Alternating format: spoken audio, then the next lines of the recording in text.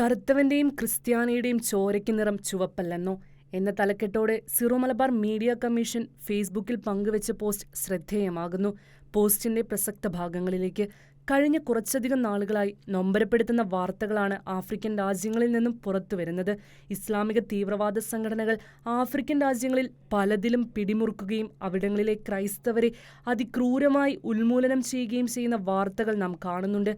അതിലേറ്റവും ഭീകരമായത് നൈജീരിയയിൽ നടന്നുകൊണ്ടിരിക്കുന്ന ക്രൈസ്തവ വംശഹത്യയാണ്. 2009 മുതൽ സാവധാനം ശക്തിയാർജിച്ചു വരുന്ന വംശഹത്യയുടെ 1.25 ലക്ഷത്തോളം നിരപരാധികളെ കൊന്നുതള്ളിയ നരനായാട്ടിന്റെ കരളുപിളർക്കുന്ന ചിത്രമാണെന്നും സിറോ മലബാർ മീഡിയ കമ്മീഷൻ പോസ്റ്റിൽ ചൂണ്ടിക്കാട്ടി. കേരളത്തെയോർത്തും ഇവിടുത്തെ മതേതര രാഷ്ട്രീയ പ്രസ്ഥാനങ്ങളെയും സാംസ്കാരിക നായകന്മാരെയും ഓർത്തും നാം അഭിമാനിക്കും. എപ്പോഴാണെന്നോ, പലസ്തീനിലെ മനുഷ്യർക്ക് വേണ്ടി പ്രതിഷേധിക്കുന്ന അതേ വേദിയിൽ നൈജീരിയയിൽ, ഇറാഖിൽ, സിറിയയിൽ, ഇറാനിൽ, തുർക്കിയിൽ, പാകിസ്ഥാനിൽ, അഫ്ഗാനിസ്ഥാനിൽ ബോക്കോ ഹറാമും ISISും പിടിമുറുക്കുന്ന ആഫ്രിക്കൻ രാജ്യങ്ങളിൽ കൊല്ലപ്പെട്ട, തട്ടിക്കൊണ്ടുപോകപ്പെട്ട, അടിമകളാക്കപ്പെട്ട ക്രൈസ്തവർക്ക് വേണ്ടി, സ്ത്രീകൾക്കും കുഞ്ഞുങ്ങൾക്കും വേണ്ടി കൂടെ പ്രതികരിക്കാൻ കൂടെ തയ്യാറാകുമ്പോൾ, അപ്പോൾ മാത്രമേ നാം യഥാർത്ഥത്തിൽ മതേതര മാനവികതയുടെ വക്താക്കളും പ്രചാരകരുമാകൂവെന്നും സിറോ മലബാർ മീഡിയ കമ്മീഷൻ പോസ്റ്റിൽ വ്യക്തമാക്കി.